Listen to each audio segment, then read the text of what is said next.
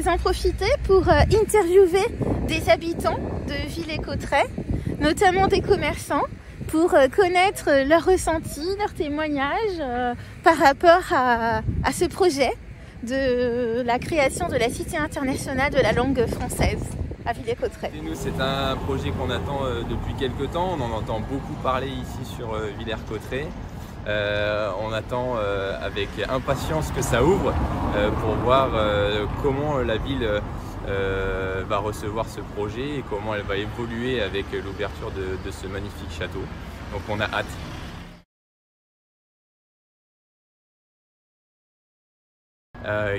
Question intéressante. Moi je pense que c'est tout simplement l'évolution. C'est le monde moderne, c'est l'évolution. J'ai pas forcément d'avis sur ça. L'utilisez-vous au quotidien? Pas forcément, mais on est amené de plus en plus à y être confronté. Donc forcément, on essaye d'être dans le move, on va dire. Je suis très content de ce projet. Ça a été décidé par M. Macron. Je suis très content qu'il l'ait fait. Pour la ville de Villers-Cotterêts.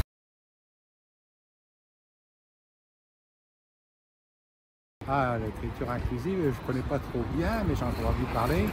Et le franglais, je ne trouve pas trop pour le franglais. Nous devons garder nos spécificités et nous devons être vigilants pour que cette langue française reste suffisamment attractive et précise pour qu'elle soit parlée de manière spontanée, qu'elle ne soit pas battue en brèche par peut-être aujourd'hui une franglarisation un peu excessive d'ailleurs de la langue française qui fait aujourd'hui que nous pensons que nous sommes un peu sur la défensive. Il faut vraiment que nous nous repositionnions, comme le font d'ailleurs un certain nombre de pays qui adhèrent à la francophonie. Je pense notamment à certains pays africains, au Québec, qui sont peut-être souvent de plus ardents défenseurs de la langue française que nous-mêmes. Dans l'histoire de France, en 1539 exactement, le roi François Ier, donc on était en pleine Renaissance, décréta que le français serait la langue officielle du royaume, notamment pour les affaires de justice, parce qu'auparavant, tout était traité